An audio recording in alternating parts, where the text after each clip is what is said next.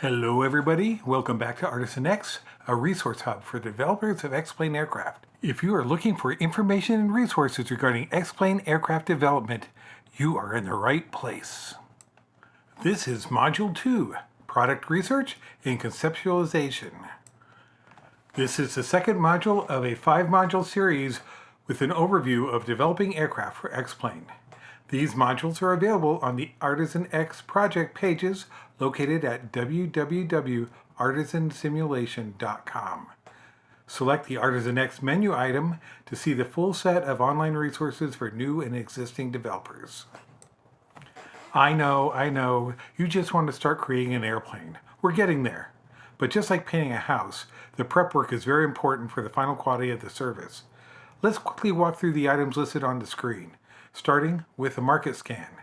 We'll follow that up with legal considerations, technical documentation, physical documentation, PC platform development, product sales platform, and the final product scope. Let's start with a market scan. So you've done some looking around and you think you have a great plane to create for X-Plane. Now that you have a target product, you need to do a little bit of a market scan. It's important to know if this product is already available on some online store. Having a unique product is not actually a requirement, but do you really want to spend time creating your product that interested buyers may already own? That is not to say that your idea may not still be a good one. Maybe the existing product has been around for a long time and it's not being updated. Maybe you think you can do a better job than they have. It's just important to know what you're up against. Check as many flights and markets as you can, not just the X-Plane sites. If a developer has a product on another flight platform, do they also release products in X-Plane? Finally, note the pricing of similar aircraft and quality compared to your project. Artisan Simulation is an enthusiast website and not a law firm. If you have legal questions about your product, please consult with a lawyer. Now that we have that out of the way, there are some things you should look into. Is the manufacturer of the aircraft you are modeling still in business? Is the aircraft still in production? If so, you may need to look further into the process of getting permission or obtaining rights to use the name and likeness of that aircraft. You will note the sim products featuring the major airline manufacturers have an officially licensed tag on their product. We have seen products released and then immediately disappear from the market. Presumably, they got a notice from a law firm. Please don't be that guy. Now that we have the legal issues under our belt, we can move on to some more fun and enjoyable parts of the information gathering process. Gathering technical documents for the plane you are modeling. Some of the first documents you should try to get are the Pilot's Operating Handbook or POH, any maintenance manuals, and most importantly, a parts catalog. Why do we need a parts catalog? Well, when you are creating a landing gear strut, it is very helpful to have a technical drawing of the parts that make it up and a description of how they work.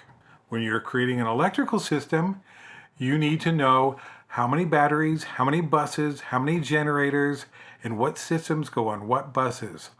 The answer to these questions and 100 others you'll have as you build your plane will be found in these primary documents. Finally, search for and read any review articles about flying the plane that you're looking to build.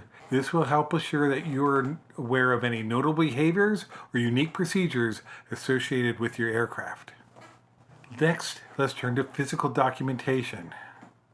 In an ideal world, you would own the plane you are modeling, but this is rarely the reality. But if the plane is a fairly common one, you might be able to locate an owner at a local airfield. Leave a note and offer to buy the owner lunch. Ask him if you can take pictures and get a good sense of the layout of everything. Short of that, you can get some very good pictures of layouts, wing details, landing gear, etc. on aircraft resale websites. Looking at those pictures and saving the ones that have the details you need is a great resource. Also, specific parts can also be found on eBay. Also, check websites for owners associations for documents and other great photos. Finally, scan YouTube for videos about your plane. I once found a mechanic demonstrating the landing gear of a plane I was working on while it was up on a jack. Not only did this make it clear how the gear retracted, the sound was isolated and very distinct. Next, you need to decide what platforms you're going to support. Remember, X-Plane works on Windows, Linux, and Mac, But that doesn't mean you have to build for all three platforms unless you really want to. Keep in mind, you will need to have continual access to any platform you are developing and supporting. Are you going to support VR? Then you'll need a good headset to develop and test your models. In deciding these questions, it would be good to have some market data to know the relative size of these submarkets. Luckily, you can get this for free.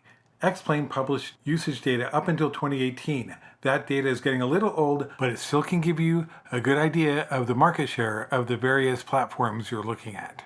Another great resource is Navigraph's annual Flight Sim Community Survey. It's pure gold, and again, it's free. We have one more big decision for you to make during this module. Do you intend to sell your product? If so, how? Big sites like the Xplane Org Store, X-Aviation, and SimMarket, and many more will have technical requirements and will want a substantial cut of the retail price. This is not a criticism of them, but a reality of the free enterprise system. They built their market share in the industry, and you need to pay a fee to access it. Want to sell it on your own site? How much do you really know about online retail and software licensing? However, if you want to give your product away, things are much easier. No DRM, no store, just post the files on any flight sim forum. Having gone through all these steps, it's once again time to revisit your favorite document, your business plan. Add the details for these topics covered in this module. Refining the plan helps you set clear and realistic objectives. Moreover, you may need to revisit and revise your plan as time goes by. Your business plan should be a living document. So, you made it through a second module, and we still have not created one part of an airplane. That must be the next thing, right? Well, not quite. We still have one more short module to go through before the bits start flying around your design software, and we'll cover that in Module 3. Thank you for taking the time to watch these videos. If you have any comments or suggestions, please post them on the page for this module on the Artisan X project site located via www.artisansimulation.com. We'll see you in the next module.